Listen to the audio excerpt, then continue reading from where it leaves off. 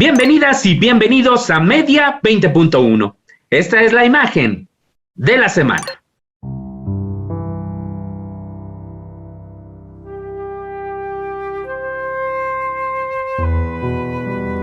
Yo soy cenote. Soy luz y oscuridad. Mis aguas se adornan con cortinas de rayos de luz y se transforman en magia. Yo soy cenote. Se trata de un fragmento del corto Soy Cenote, realizado por la mexicana Camila Haber en Yucatán. Este hermoso cortometraje fue ganador de un concurso al que convocó la UNESCO y la agencia artística Art Partner, en el marco de la Conferencia de las Naciones Unidas sobre el Cambio Climático, y que para muchos analistas esta conferencia fue un fracaso. El video ilustra la belleza del espacio marino de un cenote y denuncia la fragilidad justo del ecosistema ante el impacto destructivo, en este caso de la industria turística en México. Es un video, un cortometraje, como usted se da cuenta, sensacional. Y ya que hablamos de fragilidad, hace algunos días la Secretaría de Seguridad y Protección Ciudadana presentó un decálogo de ciberseguridad para la protección de niñas, niños y adolescentes. En realidad es un conjunto de recomendaciones sobre el consumo de los videojuegos, pero ¿qué tan perjudiciales son algunos de estos videojuegos? Pues bien, hoy la entrevista es con un experto en el tema, el doctor David Cuenca Orozco, doctor en Ciencias Políticas y Sociales con orientación en Comunicación por la UNAM. Él es miembro del SNI, es también profesor de tiempo completo en nuestra universidad, en la Facultad de Ciencias Políticas y Sociales, y además es editor asociado de la revista científica electrónica Transdigital. Es autor, entre otras obras, de este texto que usted puede ver ahora en su pantalla, para leer los videojuegos, qué son y cómo están cambiando al mundo. Pues bien, la entrevista con él, pero antes, las noticias importantes en materia de medios y telecomunicaciones con la periodista Paulina Gómez.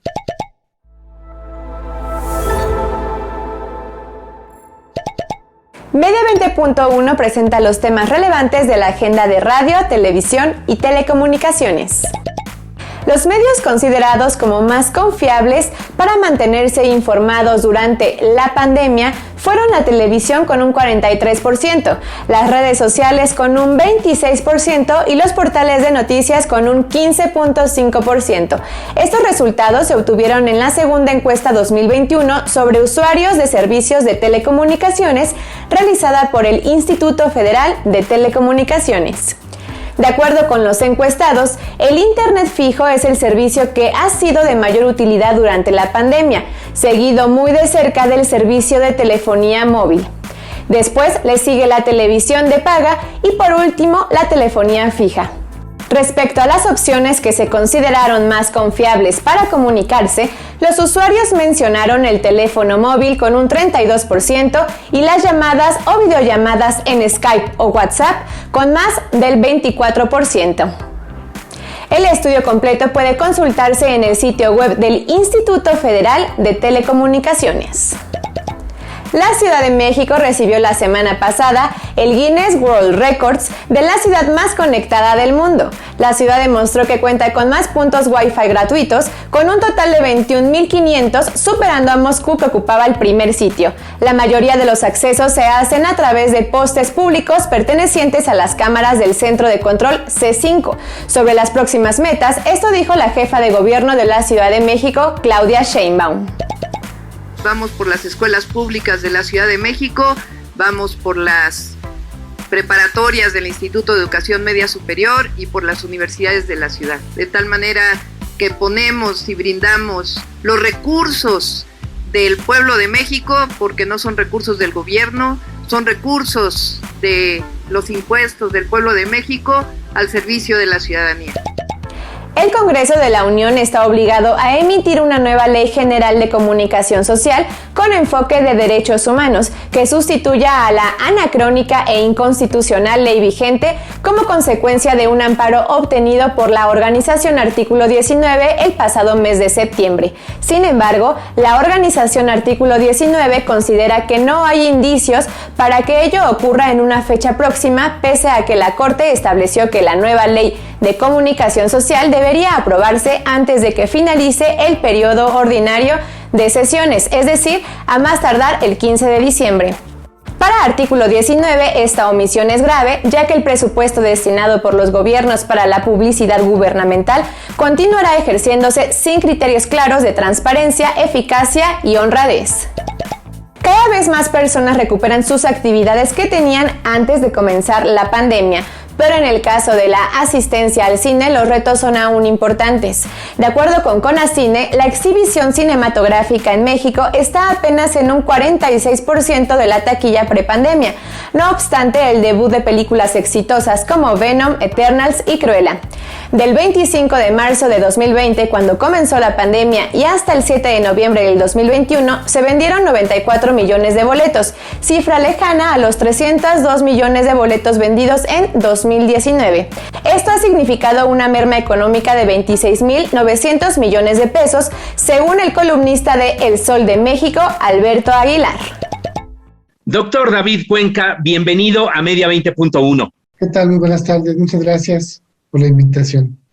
Al contrario, David, hace algunos días, y vámonos de lleno ya directo al tema, la Secretaría de Seguridad Ciudadana presentó, como tú sabes y como lo sabe también nuestras audiencias, porque fue una de las noticias que dimos a conocer también en este espacio, presentó un decálogo para el uso o consumo de los videojuegos.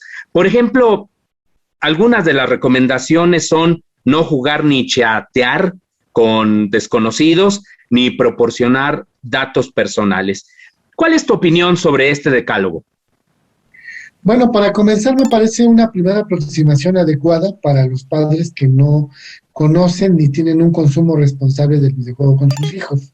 Es decir, es una primera aproximación que bien les puede servir para poder acercarse y conocer un poco sobre el mundo del videojuego.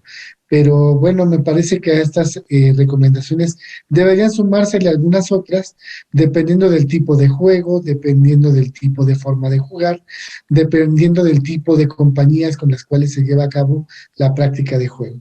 Es decir, me parece que estas recomendaciones son importantes para públicos, para gente que no necesariamente consume videojuegos y quiere de alguna manera regular que sus hijos se encuentren de alguna forma protegidos con este consumo. Sin embargo, pues todavía hace falta muchísimo que incorporarle a este decálogo, estas recomendaciones, porque finalmente muchas de ellas no se pueden tomar en cuenta de forma como al pie de la letra, digamos, cada una de ellas. Por ejemplo, ¿tú qué le incorporarías, estimado doctor Cuenca? Por supuesto, hay una que menciona sobre no usar micrófono ni cámara. Bueno, sabemos hoy que los juegos que están jugando millones de jóvenes, niños y adultos, prescinden de otras herramientas y otras tecnologías ápticas, lentes de realidad virtual, sensores y artefactos ápticos que hacen sentir y vibrar, ¿no? Entonces, muchos de ellos son importantísimos para la práctica del juego. Habría que precisar, no usar el micro y la cámara, pero ¿para qué? No para conocer gente, para hablar, discutir, hablar o relacionarse en el juego. Es decir, en términos de comunicación aquí no queda muy claro si lo que busca la persona que recomienda es si no usar el micro y la cámara para hablar con terceros o para hablar con el juego y para comunicarse y tener una interacción, una interactividad dentro de estas mismas plataformas. También me parece que esta parte de no jugar ni chatear con desconocidos, me parece que hace alusión a un desconocimiento de lo que está pasando hoy de forma muy amplia en los videojuegos. Estas formas de comunicación son las más básicas. Las comunidades virtuales hoy están generando avatares, están construyendo mecanismos con formas, figuras, bases de datos, entornos virtuales que manipulan y logran generar mecanismos de expresión mucho mayores a esto, ¿no? Entonces, no jugar ni chatear, creo que de entrada ya es como una especie de arancel que no queda como muy claro. Entonces, me parece que habría que ponerle 2 puntos a qué se refiere con no chatear con quién, ni jugar, etcétera, etcétera, ¿no? Muchas veces sabemos que son desconocidos, gente de otro país, de otro continente con quien estás sosteniendo una reta, jugando, generando una comunidad virtual, gente que no vas a conocer en tu vida de forma personal, pero con la cual vas a desembocar muchísimas actividades que van a liberar fruición y demás, ¿no? Entonces, creo que hay que ser más puntuales todavía en estas recomendaciones, insisto, poniendo bien en la llaga la recomendación para los tipos de juego y para las formas de jugar también. Me parece que tiene que jugar más todavía quien hizo las recomendaciones. Sí, sin duda la experiencia también es un aprendizaje y eso permite tomar mejores decisiones y por lo tanto hacer quizás unas recomendaciones mucho más robustas. Ahora, pero este decálogo sobre todo se presenta porque, como tú sabes, se dio a conocer el caso de unos niños, varios niños, que habrían sido enganchados incluso hasta con fines de trata de personas. ¿Qué tan frecuente es que estas bandas criminales participen ya también a través de los videojuegos virtuales o en línea para, pues, llevar a cabo estos ilícitos? Por supuesto, aquí enseguida llamó la atención cuando lo dijo el titular del Ejecutivo, ¿no? Mencionando que en Free Fire y en juegos que son de mundo abierto o que son simulaciones de metaversos, concretamente, que pueda suceder esto. Bueno, pues en la misma Internet no es nada descabellado que en la Dark Web se estén llevando y en la Deep Web se estén llevando a cabo tráficos de cosas y mercancías y demás, cuestiones ilícitas, ¿no? Sin embargo, el mundo del videojuego no tiene hasta el momento la capacidad para poder generar algunas transacciones que sí se pueden llevar en otros metaversos, Second Life, ¿no?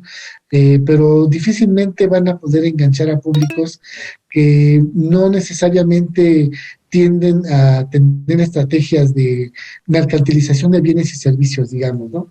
Hasta la fecha no es un metaverso completo el videojuego, se pretende hacer, todavía no se puede lucrar más que con efectivo, digamos, y tener alcances, percepciones de, digamos, objetos y bienes virtuales, pero no necesariamente se lleva a cabo todo este enganchamiento como tal.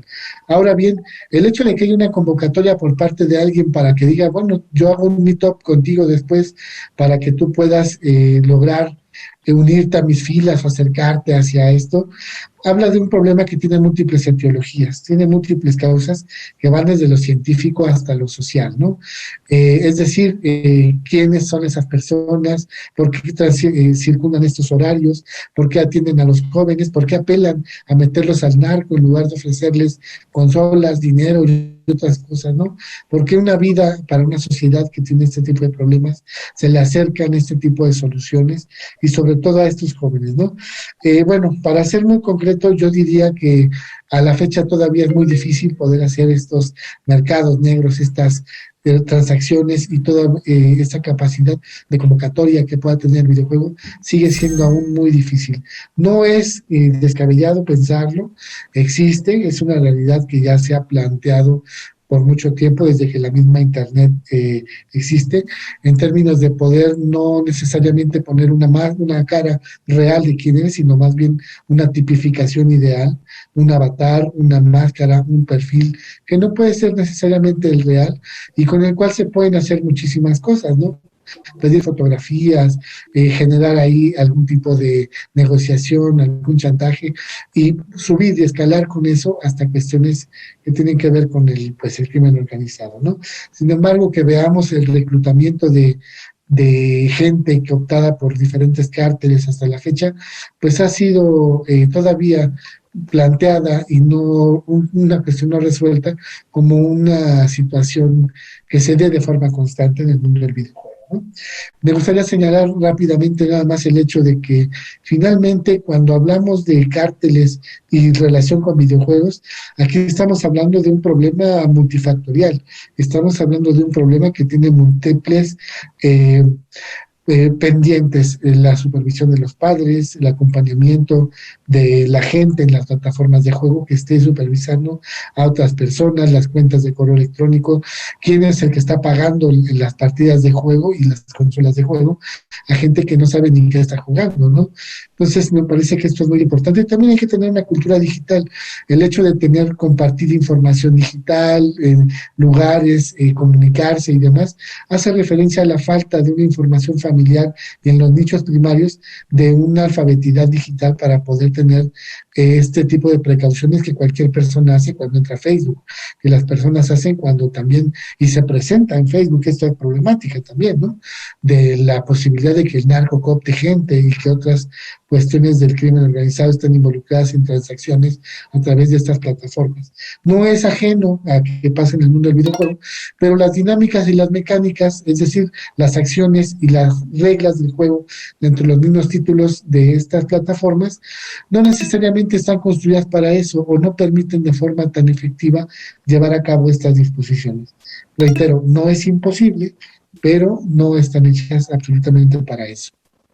Así es, nos estás pues diciendo que finalmente la delincuencia organizada puede hacer uso de los videojuegos, pero finalmente ya está en el mundo internet, que es muy amplio y se ha demostrado cómo pueden llegar a través de diferentes vías, incluyendo redes sociales que tienen un alto consumo, como es por ejemplo Facebook, y de que también nos hace falta quizá fortalecer esta alfabetización mediática e informacional. Y un tema muy importante que también has dicho, que son problemas estructurales que tiene la sociedad mexicana y en general el mundo, que también debemos de resolverlo. El problema no son los videojuegos, sino los problemas estructurales de la sociedad. Tenemos ya que hacer la pausa, estimado doctor David Cuenca, pero le invito para que se quede, porque en esta segunda parte queremos ver también los aspectos positivos que están detrás de los videojuegos. Así que, por favor, no se vayan.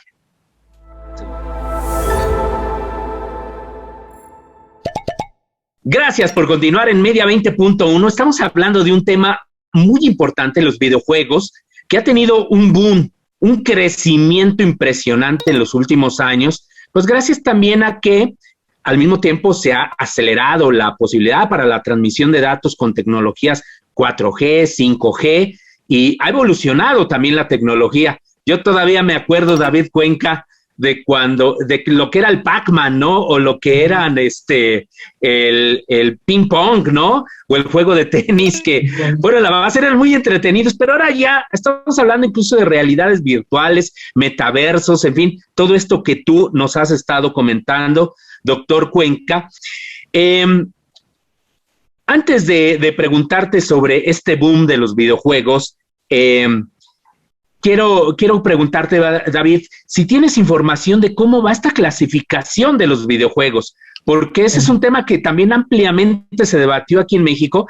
Simplemente le decimos a nuestra audiencia que cuando hablamos de clasificación, lo mismo sucede para los programas de televisión, los que son para todo público o los que son restringidos solo para adultos. En fin, ¿cómo está el tema de la clasificación de los videojuegos, David?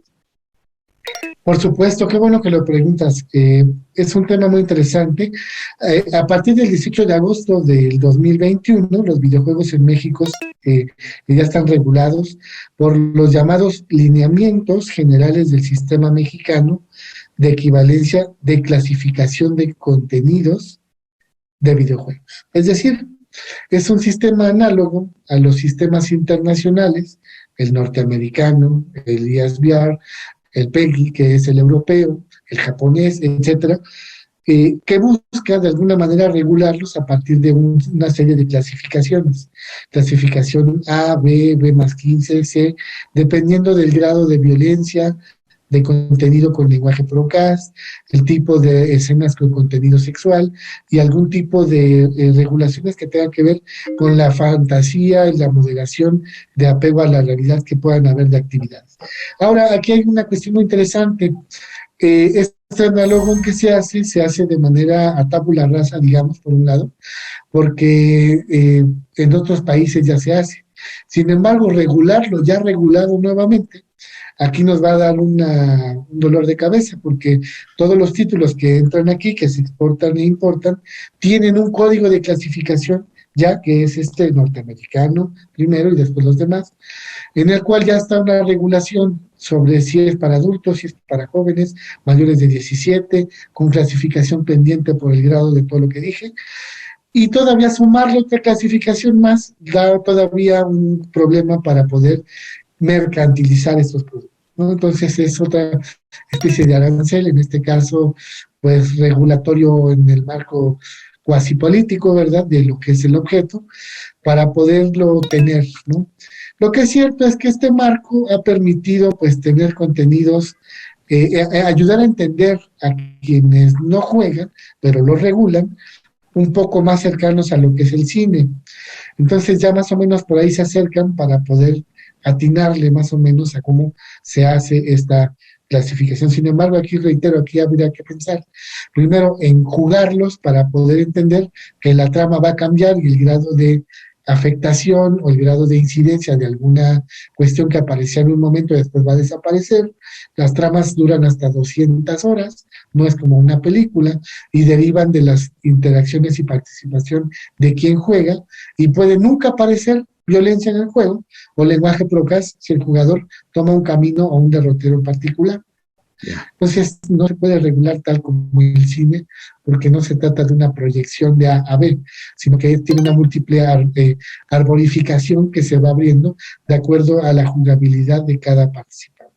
Ahora bien, otra cuestión que rompe y trata de ir más allá de estas clasificaciones son los mundos y las comunidades virtuales.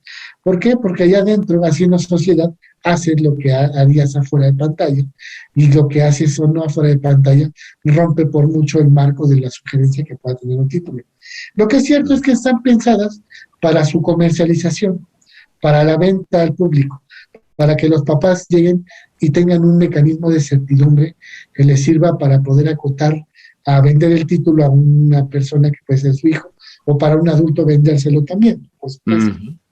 Entonces, este marco, pues también es interesante, pero, insisto, es un analogón a un marco ya existente, que más bien se acerca al cine que al propio mundo del videojuego como tal, ¿no?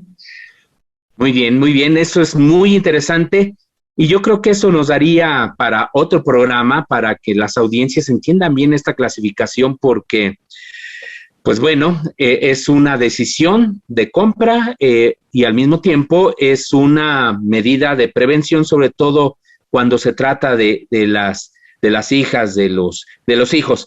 Ya casi se nos está terminando el tiempo, doctor David Cuenca, pero ¿qué tan importante es la penetración de los videojuegos, particularmente aquí en México? ¿Qué tan relevante es ya porcentualmente en la población? Claro, México, solamente mencionártelo, es el mayor consumidor de videojuegos de América Latina. Entonces, caray. Imagínate, somos el que más consume, más que Brasil, más que Argentina, más que Chile, más que otros países que pareciera que llevan la batuta en ese sentido. Entonces, como mayor consumidor, México pues tiene grandes desafíos para entender lo que está ocasionando, ¿no? Si bien la comunicación es un área que nos está ayudando mucho a entender lo que pasa con otros medios y cómo se han madurado, cómo entenderlos, cómo vivir con ellos, cuáles son sus afectaciones, de qué manera son recibidos y de qué forma vamos haciendo sociedad junto con ellos. En el mundo del videojuego, que es un medio más joven que otros, falta muchísimo camino por recorrer. Si bien hay aseveraciones de gente que habla acerca de estas problemáticas del videojuego, pues me parece que debe acercarse a la academia, que son espacios donde podemos ofrecer información más amplia, más académica, científica, que permita dar mayores informaciones al respecto, sin generalmente hablar desde el campo de representación social o desde las creencias que se puedan generalizar sobre el tema.